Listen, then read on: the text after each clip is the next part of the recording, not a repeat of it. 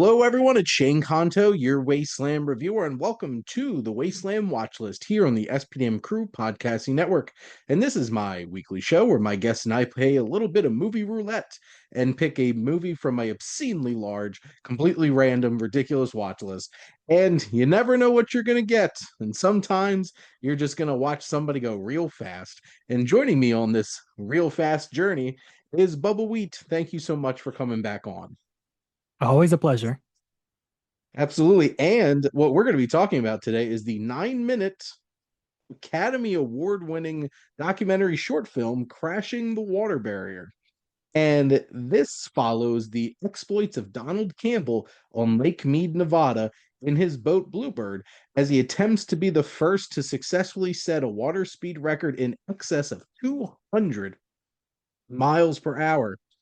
And I'm trying to see if I had any other notes on here besides what that synopsis just said. Technically, this was released April 15th, 1956, and Donald Campbell's 1955 effort to break the water record, like I mentioned. I think the last little tidbit that I have, which is very interesting, this actually was secretly produced by Marathon Petroleum as an advertisement. So they found this out like later. It was all just an ad trying to sell petroleum. So, but I guess that sets the stage. But Bo, what were your general thoughts on this documentary short? I mean, it felt like a typical, 50s educational short Mhm. film. Yeah. It felt like I was learning about, you know, uh, this is your body. This is your body going 216.2 miles per hour. And like it has that voice too, like that it has that announcer guy from the 1950s. And that's basically the narration throughout. I did think it was like, and he could potentially die. And I'm like, wow, we're getting morbid here. Like, I know they're trying to like build up the tension and stuff like that. I'm like, oh, it's like making this a little dark over here.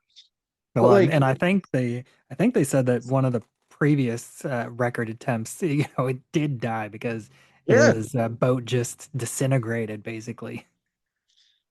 I'm just like, oh my. I guess like, you take it for granted. It's like, oh, they're just going really, really fast. I'm like, can we even comprehend what going 216 miles an hour is like? And I'm like, I was just driving home on a highway and people were driving by me going 90, and that scared me enough. So, like, I can't imagine something going 260 miles an hour. And I imagine if anything goes wrong, there's no hope for you. And based off of the announcer guy on here, it sounds like there was no hope for somebody else who tried to break this record. I have to say, the footage is really impressive. Like actually seeing this go 200 something miles an hour, it's like it looks like it's just like somebody's like pulling something across like cement. It's going so fast that it doesn't even look like it's on water, which is crazy to even just look at. Yeah, even though they did have like a whole bunch of false starts, apparently, like they had to push it to the next day because Mhm. they kept having problems with water going into the air intake and putting out the flame in the jet engine. Mhm. It's like, well, water plus jet engines probably not going to help.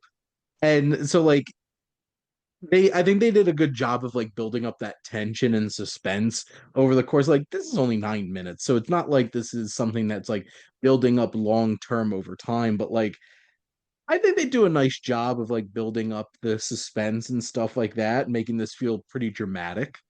Well, I mean, And in the 90s and 2000s, Fox could make a 1 hour special about, just a single stunt jump.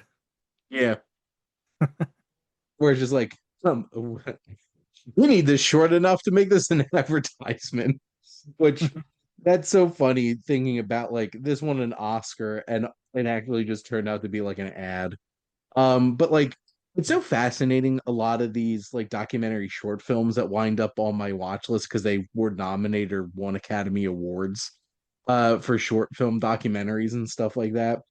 Like I doubt documentaries today about like somebody trying to break a record for how fast you can go is going to wind up being an Oscar nominated documentary.